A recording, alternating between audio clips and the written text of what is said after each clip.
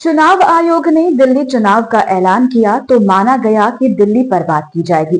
लेकिन जब मुख्य चुनाव आयुक्त राजीव कुमार ने प्रेस कॉन्फ्रेंस शुरू की तो उनकी प्रेस कॉन्फ्रेंस में दिल्ली की बात सिर्फ 10 मिनट हुई, पर महाराष्ट्र को लेकर वो घंटों सफाई देते रहे। क्योंकि महाराष्ट्र चुनाव में कथित धांधली को लेकर विपक्ष की तरफ से चुनाव आयोग पर भी कई सवाल खड़े किए गए हैं। इसके साथ ही हरियाणा चुनाव का मामला अलग से चुनाव आयोग के गले पड़ा हुआ है। दिल्ली में तो चुनाव के ऐलान से पहले ही वोटिंग लिस्ट में धांधली के आरोप लगना शुरू हो गए हैं। साफ है, चुनाव आयोग की विश्वसनीयता दांव पर लगी हुई है। राजनीतिक दलों को वो सफाई नहीं दे पा रहे हैं क्योंकि वो पूरे सबूतों के साथ आते हैं। ऐसे में चुनाव आयोग को अपनी छवि बचाने की चिंता दिखाई दे रही है और दिल्ली चुनाव का ऐलान करते हुए राजीव कुमार इसी छवि को बचाने में जुटे रहे, जिसे टीएन शेषन जैसे चुनाव आयुक्तों ने बनाया था। सेशन के समय पर चुनाव आयोग का खौफ प्रधानमंत्री के अंदर भी देखा जाता था, लेकिन आज सत्ताधारी दल का छोटा से छोटा नेता भी कहता है कि चुनाव आयोग से उसे डर नहीं लगता है। ऐसे में राजीव कुमार ईवीएम से लेकर सीसीटीवी तक बस सफाई ही देते रहे हैं, लेकिन अपनी ही सफाई में चुनाव आयोग बुरी तरह से घिर गया है। आज हम चुनाव आयोग की इसी सफाई पर करेंगे बात। नमस्कार, आपके साथ मैं देवोश्री भट्टाचार्य गोस्वामी। चुनाव आयोग पर सबसे बड़ा आरोप लगा है हाल ही में पंजाब और हरियाणा हाईकोर्ट के फैसले को लेकर, जिसमें कहा गया था कि चुनाव आयोग को फॉर्म 17C और सीसीटीवी के रिकॉर्डिंग को उपलब्ध कराया जाना चाहिए। सुप्रीम कोर्ट के वकील महमूद प्राचा की याचिका पर यह आदेश हाईकोर्ट ने दिया था, लेकिन इससे बचने के लिए सरकार चुनाव आयोग के बचाव में आ गई और उसने कानून ही बदल दिया, जिसके बाद हाईकोर्ट का आदेश ही किनारे लगा दिया गया। इसे लेकर कांग्रेस अध्यक्ष मल्लिकार्जुन खड़गे ने कहा कि सरकार चुनावी जानकारी छिपाना चाहती है। ये सरकार की सोची समझी साजिश है। इसके बाद 24 दिसंबर को कांग्रेस ने चुनाव से जुड़े इलेक्ट्रॉनिक डॉक्यूमेंट्स पब्लिक करने से रोकने के नियम को सुप्रीम कोर्ट में चुनौती दी थी। अभी सुप्रीम कोर्ट में कांग्रेस की याचिका पर कोई फैसला नहीं आया है। अब इसे लेकर चुनाव आयुक्त राजीव कुमार ने कहा कि पोलिंग बूथ की रिकॉर्डिंग हम नहीं दे सकते हैं। इसे लेकर नियम बदले हैं। नियम क्यों बदले, इस पर हम जवाब देने को तैयार हैं। पारदर्शिता हमारा मूलभूत आधार है, उसे हम कम कर ही नहीं सकते। नियम कहते हैं कि 7 दस्तावेज नहीं दिए जाएंगे। एक अहम है 17A। ये पोलिंग स्टेशन पर दिन भर के वोटर्स के साइन और नाम लिखते हैं। इसकी डिटेल इसलिए नहीं दी जाती है ताकि वोटर की प्राइवेसी खत्म ना हो। ये खुलासा हुआ तो कौन आया, क्या आईडी दिखाए, किसे वोट किया, ये आ जाता है। ये केवल मतदाता के प्रोफाइल और प्राइवेसी के लिए है। जो वोट दिया नहीं दिया उसका चेहरा सब सामने आ जाएगा। देश इस पर सोचे, कितने झूठ बोले जाएंगे। कोई तो इंतहा होगी। 10.5 लाख बूथ पर सुबह से सीसीटीवी की रिकॉर्डिंग शुरू होती है। ये हमारे लिए है, किसी को देने के लिए नहीं है। 10 घंटे की मान ले तो अंदाजा लगाइए 1 करोड़ घंटे होते हैं। एक आदमी देखने बैठेगा तो कितना समय लगेगा? 3600 साल लग जाएंगे। रोज 8 घंटे भी देखे तो आपकी मेरी सबकी शक्लें, सबकी वोटर्स की प्राइवेसी सामने आएगी। एक विधानसभा की फुटेज दे दें तो 1800 बूथ होते हैं। 10 घंटे देखेंगे रोज तो 650 साल लगेंगे। लोग क्यों लेना चाहते हैं? इसका लोग मिसयूज करते हैं। किसी के भी अधिकार को इफेक्ट नहीं करना है, लेकिन शरारती चीजों पर क्रिमिनल एक्शन ले सकते हैं। हम रुक जाते हैं, फुटेज का गलत इस्तेमाल किया गया है।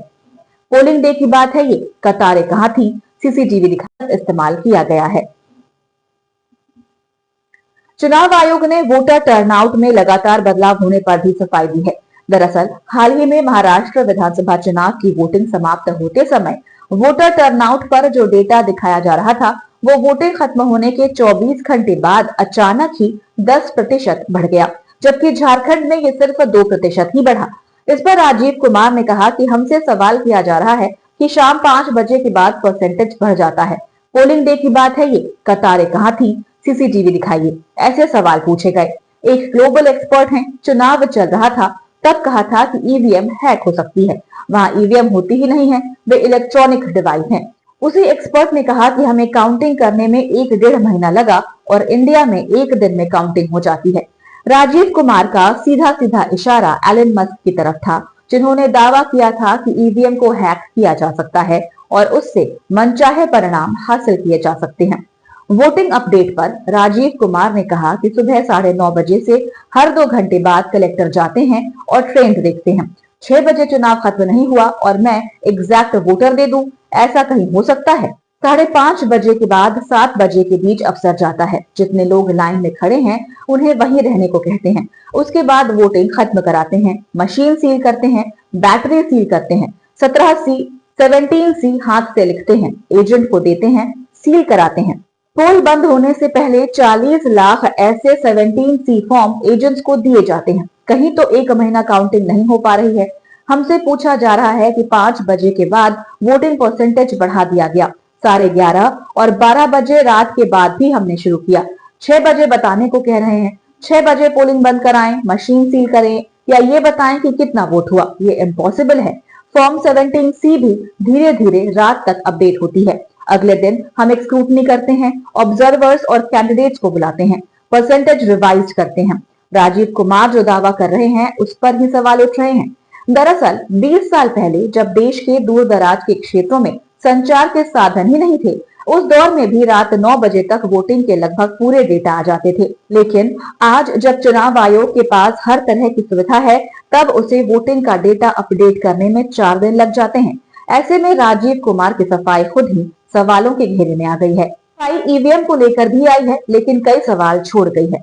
दरअसल हरियाणा चुनाव में जो परिणाम आए उसके बाद पहली बार कांग्रेस ने सबूतों के साथ चुनाव आयोग में ईवीएम पर सवाल उठाए थे। ईवीएम हैक होने का दावा किया था। इससे पहले केजरीवाल ने 2017 में कहा था कि मैं आईआईटी से पढ़ा इंजीनियर हूं और मैं ईवीएम से छेड़छाड़ के 10 तरीके बता सकता हूं। इसके बाद से समय समय पर कई विपक्षी नेता ईवीएम हैक होने का दावा करते रहते हैं। इस पर राजीव कुमार ने सफाई देते हुए कहा कि चुनाव की तारीख से 7-8 दिन पहले एजेंट के सामने ईवीएम में सिंबल डाले जाते हैं, मॉक पोल की छूट होती है, बैटरी उसी दिन डाली जाती है और सील होती है। ईवीएम को एजेंट के सामने सील लगाई जाती है, पोलिंग डे पर सील तोड़ी जाती है। पोलिंग स्टेशन पर सबसे पहले सीरियल नंबर चेक कराए जाते हैं, एजेंट मौजूद रहते हैं, मॉक पोल होता है, पोलिंग एजेंट आने जाने वालों का हिसाब रखता है।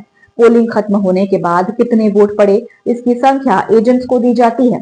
ईवीएम को स्टोर रूम में लाया जाता है, ताला लगाया जाता है, काउंटिंग के दिन सील तोड़ी जाती है। फॉर्म 17C से नंबर मिलाने को कहते हैं, मिला तो ही काउंटिंग होती है। 5 वीवीपैट की गिनती भी कर ली जाती है। सारी चीजों को बहुत चैलेंज किया गया। हाई कोर्ट और सुप्रीम कोर्ट ने कहा है कि ईवीएम हैक हो ही नहीं सकती है, वायरस और बग का कोई सवाल ही नहीं है। चुनाव परिणाम पर वायरस से असर नहीं डाला जा सकता है। ईवीएम काउंटिंग के लिए फुल प्रूफ डिवाइस है। ये इन्वेंशन बहुत बड़ी उपलब्धि है और देश का सम्मान बढ़ाने वाली है। लेकिन जब भी चुनाव आयुक्त से ईवीएम को कुछ समय के लिए राजनीतिक दलों के हवाले करने को कहा जाता है, तो वो इससे इनकार कर देते हैं। जवाब होता है कि ईवीएम से छेड़छाड़ की जा सकती है।